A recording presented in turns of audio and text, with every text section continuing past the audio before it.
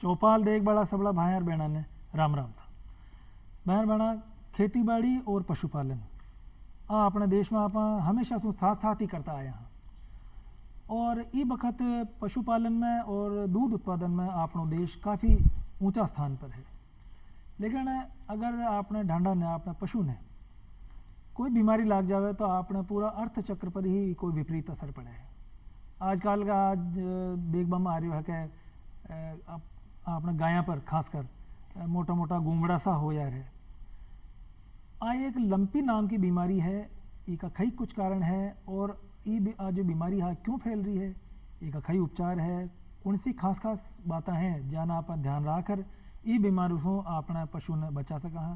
ये तमाम जानकारी ने लेर आज अपना कार्यक्रम में डॉक्टर राजेश वर्मा साहब मौजूद हैं। राम राम साहब राजेश जी। राम राम साहब। राम। डॉक्टर साहब उप निदेशक हैं पशुपालन विभाग जयपुर में विराजे। डॉक्टर साहब प्रकृति शायद बार बार आपने एक परीक्षा से ले गए। पहली मिनखा में एक बीमारी कोरोना नाम से आ गई जी जिसको आप संभल भी न पाया संभल रहा हाँ तो अब एक ढांडा ढोर में लंपी नाम की बीमारी है। तो मैं था यही जानना चाहूँगा कि आप बीमारी है खई अब आ रही यही है या पहले भी हो चुकी है कोई बीमारी? सबसे पहली तो गोविंद जी आपने हमारा पशुपालक भैया ने घना घना राम राम मोकला मोकला राम राम सा। जैसा गोविंद जी अभी जो बीमारी है बीमारी बहुत पुरानी है। लंपी स्किन डिजीज जो है गोवंशीय पशुओं की बीमारी बहुत पुरानी है। लेकिन अपने देश में जो है कि शुरुआती दौर में अगर देखा जाए तो 2019 के अंदर उड़ीसा राज्य के अंदर जो है कि ये बीमारी देखी गई थी। इससे पहले जो है दक्षिण अफ्रीका में इस बीमारी का बहुत प्रकोप रहा है और 2019 के बाद में इस तरह की कोई लंपी स्किन डिजीज इस तरह के रोग गोवंशीय पशुओं में देखने को नहीं मिला। लेकिन अभी हाल ही में क्या है कि इस रोग की चपेट में अपने राजस्थान राज्य के साथ साथ जो है कि आप जैसे कि मैंने अभी आपको बताया कि उड़ीसा की बात कर रहे हैं हम या मध्य प्रदेश की बात करते हैं या उत्तर प्रदेश कहें इधर अपने केरला साइड में है, छत्तीसगढ़ है, गुजरात है, असम में है और राजस्थान में तो अब आई है। तो ये बीमारी जो है कि वायरस के जरिए जो फैलने वाली बीमारी है ये जहाँ तक अभी माना जा रहा है वैज्ञानिकों द्वारा कि ये जो है कि पाकिस्तान के जरिए जो है गुजरात के अंदर प्रवेश करी है और गुजरात के जरिए जो है राजस्थान के अंदर ये बीमारी आई है। अब गोविंद जी अगर अपन बात करें कि साहब हमारा जो गोवंश की दृष्टि से या पशुधन की दृष्टि से बात करें तो हमारा राजस्थान राज्य जो है कि बहुत ही समृद्ध राज्य है पशुधन की दृष्टि से। और हमारा जो पशुपालक भाई है या हमारा किसान भाई है जो है वो बिल्कुल जो है कि इसके ऊपर आश्रित है अपने आजीविका के लिए जो है और जो है कि अपने आहार और आजीविका दोनों के लिए अच्छी आय भी मिलती है, अच्छा पशुधन भी है। पशुधन जो है कि जहाँ जिनकी बात करें कि अब जैसे रेगिस्तानी जिले या पश्चिमी राजस्थान की बात करते हैं तो वहाँ पे हमारे पास में जो कि बहुत ही उत्तम नस्ल की गाय हैं कि अगर देखेंगे हम जैसलमेर से हम शुरू हैं कि जैसे थार जैसे रेगिस्तान के अंदर जो है थार पार्क नस्ल की बहुत बढ़िया गाय है। बीकानेर के अंदर बात करेंगे हमारे मराठी की बहुत बढ़िया नस्ल की गाय है। कांकरेज जो है अपने जालोर पाली के अंदर बहुत बढ़िया गाय हैं। अजमेर की तरफ और भीलवाड़ा की तरफ आते हैं तो गिर नस्ल की बहुत बढ़िया गाय। तो गोवंश ही नहीं पशुधन की दृष्टि से राजस्थान जो है कि बहुत समृद्ध राज्य है। और देखा जाए तो राजस्थान राज्य जो है कि हमारे देश के अंदर पशुधन की दृष्टि से दूसरे नंबर पे आता है। तो इसी पशुधन का जो है कि क्यों बढ़ रहा है तो पशुधन जो चीज़ है कि लोगों की आजीविका तो बढ़ा ही रहा है ये इसका और पशुधन से लाभ है इसलिए उसको पाला भी जा रहा है। ऐसा नहीं इसीलिए हमारा राज्य जो है कि पशुधन की दृष्टि से बहुत समृद्ध राज्य है। अब ये बीमारी जो है कि प्रकोप जो है बीमारी का वो तो देखिए चलता ही रहता है। कोरोना की कभी किसी ने कल्पना भी नहीं करी थी कि कोरोना इस तरह से और हमारे 2 साल जो है हम पीछे चले गए। और आज अगर बात करें तो कई जगह ऐसा देखने में भी आता है कि कई लोग क्या कहते हैं कि साहब कोरोना जो है कोरोना का ही जो है कि एक रूप जो है ना ये जो पशुओं के अंदर आ गया है। डॉक्टर साहब मतलब आपने जो पशु के ऊपर जो गुमड़ा सा हो जाए इसकी पहचान आई है या इसके अलावा भी कोई पहचान है? नहीं इसके अंदर क्या है गोविंद जी की बात करें कि रोगी पशु जो है सीधे उसके अंदर जो है कि इस तरह की जो है गांठें ऐसी नहीं होती हैं जानवर के अंदर। शुरुआती दौर के अंदर उसके अंदर जो लक्षण अपने को दिखाई देंगे कि जानवर को जो है कि तेज बुखार हो जाता है। अब बुखार का जो है कि क्या पैमाना है पशुपालक को कैसे पता लगेगा कि साहब ये इसको बुखार हो गया है इसको उसके पास कोई थर्मामीटर नहीं है। तो जनरली हम या सामान्य तौर पर यूँ देखें तो पशुपालक भाई जो हैं कि अपने पशु का जो है कि एक आम भाषा के अंदर मैं बताना चाहूँगा कि अगर पशु के कान को आप पकड़ोगे, कान को हाथ लगाओगे, कान में गर्माहट का महसूस होगी, कान उसका गर्म लगेगा। हाँ, आप उसकी जो है कि पूंछ का पिछला हिस्सा उठा के नीचे आप लगाओगे तो वहाँ आपको गर्म महसूस होगा। सामान्य तापमान से ज़्यादा तापमान, हाँ, ज़्यादा तापमान उनको मिलेगा। तो उससे जो है कि आपको खुद हाथ लगाते ही महसूस हो जाएगी कि मेरे पशु को बीमार है।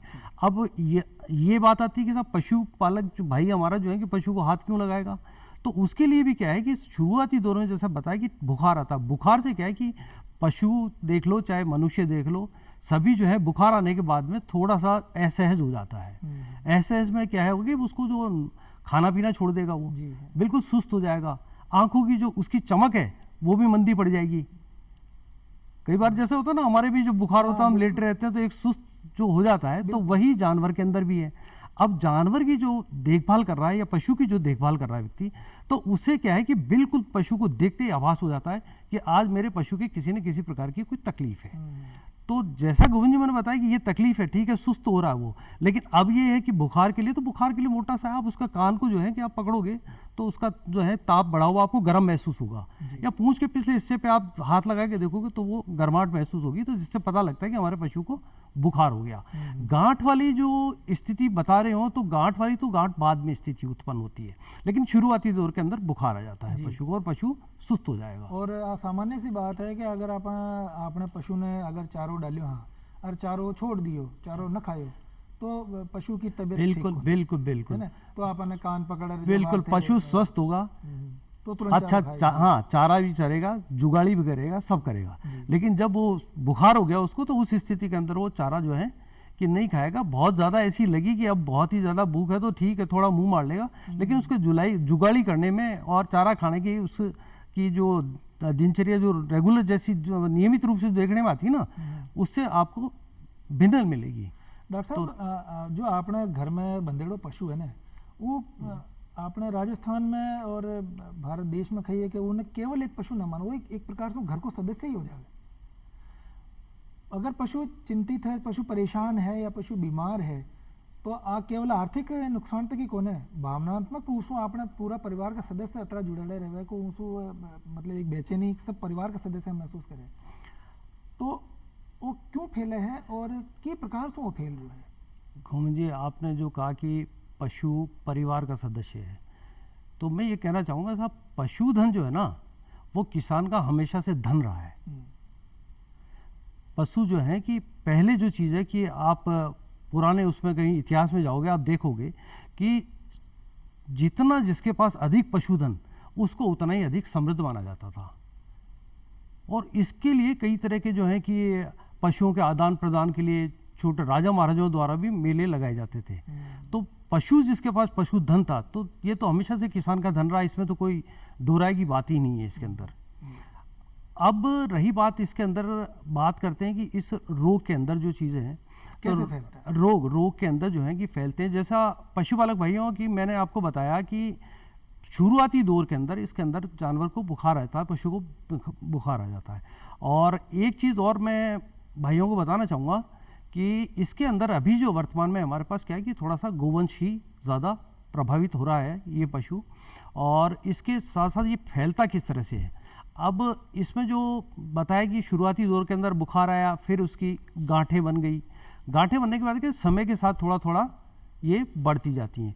कई पशुओं में, पशुपालक में ये भी देखने में आया है कि उसके पैरों के अंदर भी जो है सूजन आ जाती है, लंगड़ापन आ जाता है, और कई बार जो है कि उसकी जो है कि गांठें बनने से या गांठें जब फूटती हैं तो वो चमड़ी भी वहाँ से कुछ उतर जाती है, लेकिन ऐसा बहुत कम देखने में। अभी मोटा मोटा से जो लक्षण इसके अंदर हैं अपने, तो वो एक बुखार है और इसकी शरीर पे, पूरे शरीर पे गांठें बन जाती हैं। कई बार जो है यहाँ तक भी हो जाता है कि पशु की आँख में भी गांठ बन जाती है, जिससे पशु अंधा भी हो सकता है। तो ये होता है। तो पशुपालक भाइयों, बीमारी देखने में या चर्चा करने में बहुत गंभीर लगती है और हमारा चिंतित होना भी इसके लिए स्वाभाविक है, लेकिन भाइयों मैं यही कहना चाहूँगा कि आप इसके लिए ज़्यादा चिंता की आवश्यकता नहीं है। हमें धैर्य रखने और सावधानी बरतने, सतर्कता बरतने की ज़रूरत है। अगर हमने सावधानी बरती और सतर्कता बरती तो निश्चय हम, हमारा पशु जो है वो हम उसको बचा पाएंगे। अब कई तरह की हैं कि सब लंपी रोग आ गया तो ये पशु मरेगा, ऐसा नहीं है। अच्छा, ऐसा नहीं है कि ये रोग आ गया तो पशु मरेगा, नहीं। अगर हमने उसको अच्छे तरीके से उसकी देखभाल की है तो पशु को हम आराम से बचा लेंगे, कहीं कोई दिक्कत नहीं है। लेकिन इसके लिए आप चिंतित और भयभीत ना हो। अब इसके बात आती है कि ये रोग फैलता किस तरह से।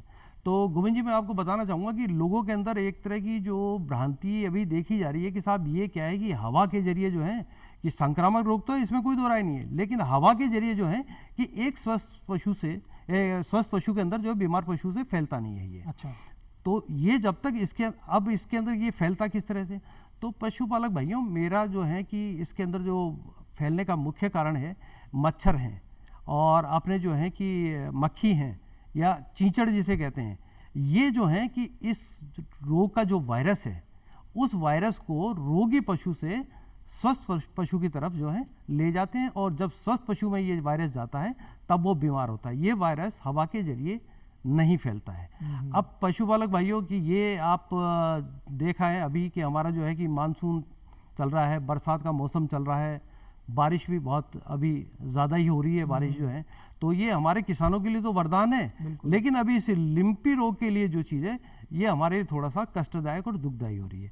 अब इसके लिए क्यों हो रही है कि आप देख रहे हैं कि जहाँ भी जगह जगह पानी भर जाता है, पानी का टहरा हो जाता है, कीचड़ हो जाता है, और जहाँ पशु बाड़े हैं वहाँ भी इतनी साफ सफाई नहीं रह पाती है। तो ऐसी स्थिति के अंदर क्या होता है कि वहाँ पे जो है कि मच्छर, मक्खी और ये चींचड़ बहुत ज़्यादा पनपते हैं, ज़्यादा हो जाते हैं। तो इसको जो चीज़ है कि ये इनके माध्यम से फैलता है, या फिर आप सबसे पहले जो चीज़ आपको मैं बताऊं कि इसके अंदर मान लीजिए कि आपके पास जो है कि मच्छर और ये इस तरह के हैं, तो आप कीटनाशक दवा का इस्तेमाल भी कर सकते हैं।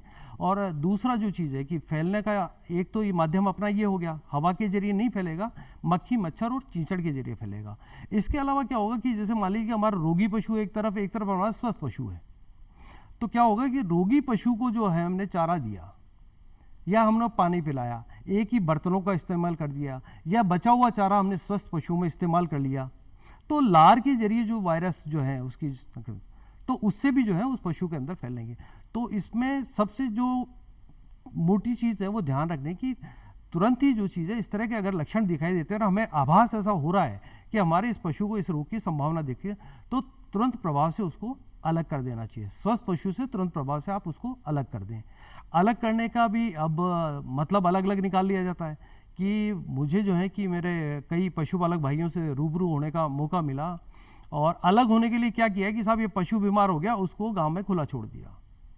ये और तकलीफदायक काम हो गया जी कि वो जो रोगी पशु जो है कि आपने घर से निकाल के उस स्वस्थ पशु की तो रक्षा कर रहे हो आप, लेकिन वो जो गांव में खुला आपने छोड़ा वो कितने पशुओं को बीमार करेगा इसकी आप कल्पना नहीं कर सकते। और ज्यादा खतरनाक है वो तो, और ज्यादा खतरनाक है। तो पशुपालक भाई इसके अंदर सबसे जो चीज है ध्यान रखने वाली बात है कि रोग के लक्षण देखते ही तुरंत अपने घर में ही उसके एक अलग बाड़े की व्यवस्था कर दें, जिससे कि जो है कि ये रोग को हम सीमित रख सकें, इसको फैले नहीं है किसी भी तरह से। जान वो कोरोना में आपने जो घर में कोई सदस्य अगर पीड़ित हो जाता तो उन्हें एक अलग न्यारा कमरा में रखता है, जी आपने जो पशु, हाँ, उसमें जो चीज़ है इसमें कोरोना और इसमें जो आपको मैंने बताया कि उसमें फर्क यही है कि कोरोना अपने जो है कि हवा के जरिए जो चीज़ है उसका वायरस वो जी हवा के जरिए जा रहा था। यहाँ क्या है कि हवा के जरिए नहीं जा रहा, यहाँ जब तक रोगी पशु के संपर्क जो मच्छर, मक्खी जो है, हाँ, जो वाहक है ना इस चीज़ के, जो रक्त परजीवी कह लें इस तरह के, जो क्या है कि बीमार पशु के जो है कि वो खून चूसते हैं या जो है, तो वो जब स्वस्थ पशु में जाके बैठते हैं वहाँ काटते हैं तो वो वहाँ उस वायरस को छोड़ते हैं। तो ये साथ साथ खड़े रहने से रहेगा। लेकिन अब इसमें सबसे मोटी चीज़ यही है कि हम इसको बचाएं हमारे मच्छरों से, जो है मच्छर या मक्खी या चींचड़, ये हम इनको पनपने नहीं दें। मतलब साफ सफाई को ध्यान रखना चाहिए, साफ सफाई का अगर हमने इनको जो है कि नहीं पनपने दिया तो निश्चय जो है कि इस बीमारी के ऊपर आराम से नियंत्रण हो जाएगा, कोई परेशानी इसमें नहीं आएगी। लेकिन जब तक ये नियंत्रित नहीं होंगे तब तक जो चीज़ है कि ये एक से दूसरी जगह फैलेगा ही। तो अब जो आपने पशु बंधेड़ो है उठा साफ सफाई अपन रखनी चाहिए, और कोशिश यहाँ रखनी चाहिए कि भाई एक ही बर्तन में 2 या 3 जो अपना डांडा ने चारों नाक दिया उन्हें नाखना चाहिए, पानी पीबा को अलग रखना चाहिए।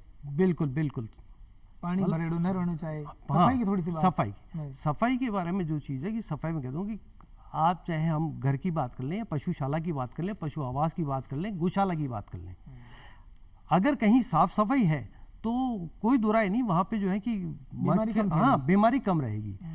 मक्खी मच्छर और जो है इनके पनप से बीमारी का प्रकोप तो होगा ही होगा। तो हमें इनको रोकना है। अब इनको रोकने के लिए हम क्या कर सकते हैं कि आप जो भी चीज़ है कि आपने जैसे कि जितने संसाधन हो सकते हैं कि आज जो है कि गाँव के अंदर जैसे बात कर रहे हैं कि नीम के जो पत्ते होते हैं, नीम के पत्तों को जला के और उनको धुआं किया जा रहा है, कर सकते हैं उनका धुआं कर सकते हैं। तो धुआं से जो है कि मच्छर मच्छी जो है कि मच्छर वहाँ से भाग जाएंगे, वो उस जगह नहीं रहेंगे।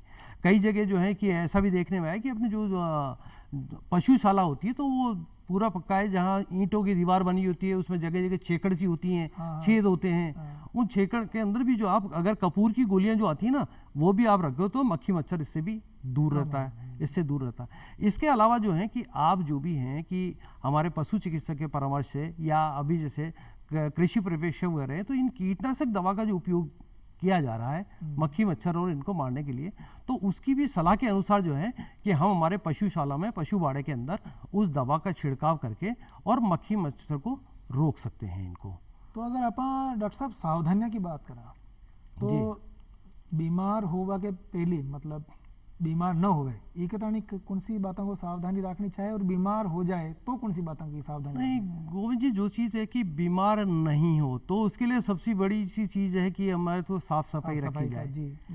हम पशु जो है कि हमारा बीमार नहीं हो तो हम उसको अच्छी खुराक देंगे, संतुलित उसको पशु आहार देते हैं घर के अंदर उसके जो बाड़े के अंदर है साफ सफाई रखेंगे, गंदगी जो भी है मलमूत्र है गोबर है उसको जो है आसपास इकट्ठा नहीं होने देंगे हम, और जो उसका फर्श है उस फर्श की भी जो है कि नियमित रूप से धुलाई कर दें, या अपन जैसे फिनाइल वगैरह में घर के पोंछे भी लगते हैं, फिनाइल का उपयोग भी जो है फर्श पे करेंगे तो ये जो है कि कीड़े मकोड़े अपने आसपास नहीं फटकेंगे। तो ये जो मोटा कारण जो चीज़ बता रहा हूँ कि इसके अंदर मच्छर और ये मक्खी ही अपने को जो है ये रोग को फैलाने में या किसी तरह के पशु को बीमार करने में ये सहायक होते ही होते हैं। तो साफ सफाई, पशु को अच्छा खुराक देंगे हम, अच्छा उसका हम प्रबंधन करेंगे उसका कि समय पे जैसे कि जो भी संक्रामक रोग होते हैं उसका हम समय पे टीका लगवाएं, या पशु को हम जो कृमिनाशक औषधियाँ जो देते हैं कि जो है साल में कम से कम जो है 3-3, 4-4 महीने के अंतराल पे उसको कृमिनाशक दवा दें जिससे पेट के कीड़े मर जाएं उसके। अब ये जो है कि बरसाती मौसम में पेट के कीड़ों की और बाहरी परजीवी जो है ना कि ये चींचड़े वगैरह जो चिपकने की ये बहुत भारी समस्या आ जाती है। तो बेहतर प्रबंधन, साफ सफाई मूल मंत्र है। बिल्कुल साफ सफाई यदि आपने रखी तो आपका पशु निश्चित रूप से स्वस्थ रहेगा, किसी तरह की बीमारी नहीं आएगी। और संक्रामक रोगों से बचाव के लिए तो जो है कि आपको टीका लगवाना ही लगवाना है। हर साल जो है समय पे अपना टीकाकरण करवाएं, कृमिनाशक जो है कि कीड़ों के लिए दवाई पिलाएं, और बाह्य परजीवियों के लिए जो है कि दवा का जो भी छिड़काव हो सकता है वो करें तो आपका पशु स्वस्थ रहेगा। साफ सफाई भी रख ली, पूरा इंतजाम भी रख लिया, लेकिन अब बीमारी तो फैल ही रही है।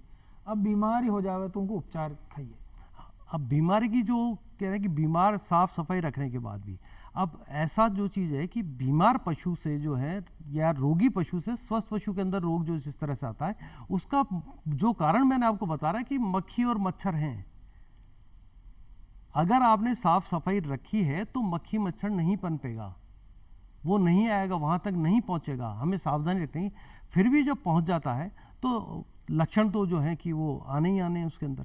गांव में तो खाइए कि आप तो राख ली, लेकिन डांडू बाण गयो, बाण एक ही खेड़ी में सब पानी पे उठूं लाग गयो। तो खेड़ी के अब खेड़ी के अंदर जो भी है सामूहिक रूप से जहाँ पशु पानी पीते हैं तो वहाँ जो भी स्थानीय ग्राम पंचायतें या स्थानीय प्रशासन जो भी रहता है उनके लेवल पे उनसे उन्हीं के स्तर पे जो है कि मेरा जो है कि वहाँ के जनप्रतिनिधि हैं, तो मेरा पशुपालक के साथ साथ उनसे भी यही आग्रह रहेगा कि अगर इस तरह की कोई खेड़ी वगैरह जो है तो उसको जो है कि उसकी साफ सफाई और उसके अंदर चूने की जो पुताई कर दें ना, अपन चूना जो होता है ना, चूने की पुताई कर दें जिससे कि मक्खी मच्छर उसमें जल्दी नहीं पनपता है। और उसके अंदर अगर हम थोड़ी सी मात्रा के अंदर खेड़ी का जो भी आकार है उसके अंदर अपने जो लाल दवा जिसमें पोटेशियम परमैंगनेट की बात करते हैं थोड़ा सा वो डालते हैं तो मक्खी मच्छर उससे नहीं आएंगे।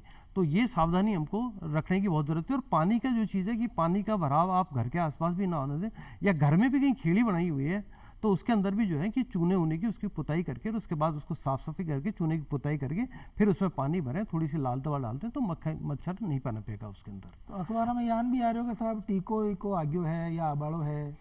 कई स्थिति। टीके के से पहले तो जो चीज़ है, अभी गोविंद जी जैसा आपने मुझे पूछा कि उपचार क्या है, तो इसके लिए जो चीज़ है कि मैं पशुपालक भाइयों को ये चीज़ कहना चाहूँगा कि इसके अंदर जो है कि कोई भी विशिष्ट उपचार इसके अंदर नहीं है। अगर पशु को जैसे बुखार हो गया है तो बुखार हो गया, उस स्थिति के अंदर हम क्या है कि बुखार रोकने की दवा का जो है कि उसका इस्तेमाल करते हैं, या उसके अंदर गांठें जो है, गांठ बन गई है तो गांठें या इस सूजन को हम कैसे कम कर सकते हैं, तो उसको कम करने के लिए जो है कि वो दवाइयाँ दी जाती हैं कि इसकी सूजन कम हो जाए।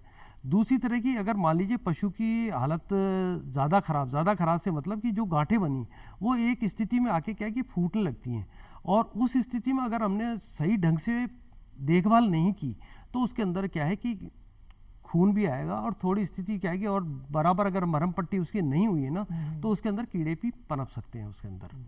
तो ये जो चीज़ें हैं कि तो ऐसी स्थिति नहीं आए, दवा जो है कि तुरंत जो है पशुपालक भाइयों से मेरा विनम्र आग्रह है, हाथ जोड़ के आग्रह है कि जब भी आपको इस तरह के लक्षण दिखाई दें आप तुरंत जो है नज़दीकी पशु चिकित्सा संस्था में जाएं और अपने पशु का इलाज कराएं। तो हम हमारे पशुधन के साथ साथ जो है कि हमारे आसपास के जो पशुधन है या हमारे अन्य पशुओं को हम इसमें बचा पाएंगे। अब गोविंद जी जो बात कर रहे हैं आप टीके की, तो टीके की इस बीमारी के अंदर जो है कि इसका अभी जो टीका है जो हरियाणा के अंदर जो है हिसार के अंदर अभी तैयार किया गया है, लेकिन वो कुछ परीक्षणाधीन है और आने में थोड़ा सा अभी उसको 20 से 25 दिन का समय लगना संभावित है। जो कि इसका जो लंपी का है, प्रोलंपी के नाम से एक वैक्सीन तैयार हुई है, टीका तैयार हुआ है, लेकिन बाजार में आने में अभी थोड़ा इसको देरी हो सकती है। लेकिन मैं पशुपालक भाइयों आपको बताना चाहूँगा कि इस रोग से बचाव के लिए जो चीज़ है कि हम जो है गोट पॉक्स वैक्सीन, अच्छा, यानी बकरियों के अंदर जो एक चीज़ें की बीमारी है तो उसका जो टीका है उस टीके का उपयोग जो है वो फिलहाल उसको हाँ बचाव के, और ये टीका हम इसके बारे में 100% नहीं है सफल, लेकिन मतलब 60 से 70% तक जो है ये टीका जो है सफल है। लेकिन पशुपालक भाइयों हमारे लिए कि ये चिंता का विषय है। इसके अंदर क्या है कि आज हमारा जो है कि राज्य है जिसके अंदर ये बीमारी जो है कि पश्चिमी राजस्थान से होती हुई अब पूर्वी राजस्थान की ओर बढ़ रही है। तो ऐसी स्थिति हो गई है कि जो टीकाकरण हमें किया जाना है कि वो किन पशुओं में किया जाना और किस में नहीं, ये बहुत महत्वपूर्ण विषय है पशुपालक भाइयों, बहुत ध्यान से आपको ध्यान देने की इसमें आवश्यकता है। इसके लिए मैं कहना चाहूँगा कि गोट पॉक्स का आज जो है कि पशुपालक भाई आते हैं, संस्था में जाते हैं, पशु चिकित्सालय के आसपास जो है पशु चिकित्सालय संस्था में जाएंगे आसपास की में, वहाँ जाके टीके की डिमांड करते हैं या टीके की मांग करेंगे, साहब हमारा ये टीका लगाओ। तो पशुपालक भाइयों ये टीका हर एक पशु को लगाया जाना बहुत ही बेहद खतरनाक है। अच्छा, अब इसके लिए हमें ध्यान किस चीज़ का रखना है? पहली चीज़ तो क्या है कि हमारे पशु के अंदर रोग आ गया है, अब रोगी पशु को ये टीका नहीं लगना चाहिए, क्योंकि जो टीका गोट पॉक्स वैक्सीन का टीका लगा रहे हैं वो टीका क्या है कि उसके अंदर जो रोग प्रतिरोधक क्षमता या जो उसकी एंटीबॉडीज जो बनेंगी वो 14 से 21 दिन के अंदर बनती हैं। मतलब स्वस्थ पशु ने लगाना है, स्वस्थ पशु को भी लगा, लेकिन स्वस्थ पशु के बारे में मैं आपको बताता हूँ। स्वस्थ पशु के लिए जो है कि उसमें कब लगेगा कि हम ये देखते हैं कि बहुत हमारा एक लंबा दायरा है, 4-5 किलोमीटर तक हमको लग रहा है कि हमारे कहीं भी ये बीमारी का प्रकोप नहीं है। अब पशुपालक भाइयों को क्या भ्रांति है कि मेरे पास जो है कि साहब 10 जानवर हैं, 10 में से मेरे 2 जानवर बीमार हो गए, तो वो क्या है कि टीका लगवाने की कोशिश उनको करता, लेकिन नहीं, उनको टीका नहीं लगा क्योंकि वो उसके संपर्क में आ चुके हैं। बाकी जानवर जो थे वो भी उसके संपर्क में आ चुके हैं। ऐसी स्थिति में उन स्वस्थ पशुओं को भी टीका नहीं लगाना चाहिए। मतलब कोई भी आप कदम बढ़ावा तो डॉक्टर की सलाह कर, डॉक्टर की सलाह मिला के, बस स्थानीय जो नजदीकी पशु चिकित्सालय टीके लगवाने से पहले जो चीज़ है कि अभी जो देख रहा है कि हमारे जो है कि इस तरह की जो पशुओं के अंदर जो है भी रोग प्रकोप जो हुआ है, लंपी रोग, तो हमारी राजस्थान राज्य की जैसी परंपरा रही है भामाशाह दानदाताओं की, तो ये काफ़ी लोग आगे हैं, स्वयं सेवी संस्थाएं बहुत आगे आई हैं और ये अपने स्तर पे भी जो है व्यवस्था करके और जन जन को टीके उपलब्ध करवा रही है। लेकिन पशुपालक भाइयों आप ध्यान रखें कि यदि आपके घर में रोगी पशु है या उस गांव में भी है तो तो आप दूसरे पशुओं को जो है कि ये पशु का टीका जो गोट पॉक्स वैक्सीन है इसका टीका नहीं लगवाएं। जी इसका टीका लगवाने के बाद क्या होगा कि ये एकदम से जो चीज़ है कि उसमें काफ़ी तेज़ी के साथ रोग बढ़ता है। तो कभी भी टीके का इस्तेमाल बगैर पशु चिकित्सक की सलाह के अनुसार नहीं करें। बिल्कुल डॉक्टर साहब थे माँ का कार्यक्रम पधारा, बहुत बढ़िया जानकारी दी। और मैं भाई बहन यह भी जानकारी देना चाहूँ आपके माध्यम से कि इंसान में जानवरों से ई बीमारी का आवा की संभावना बिल्कुल कौन है। ये बात ले अगर आपने जी बिल्कुल पशु बीमार है तो उनकी सेवा में कोई प्रकार की कोताही न बरतनी चाहिए। जी जान में खेरियों का भावनात्मक जुड़ाव है तो उनकी सेवा भी करनी चाहिए। इनको इलाज धीरे धीरे संभव है, पर सारा वैज्ञानिक लाग रहा है तो ई बीमारी से निश्चित रूप से अपने पशु ने बचा सका है। डॉक्टर साहब थे माँ का कार्यक्रम पधारा, बहुत बहुत अच्छी जानकारी दी, बहुत बहुत धन्यवाद। ये वक्त लेनी पड़ती इजाज़त करा, राम राम। राम राम।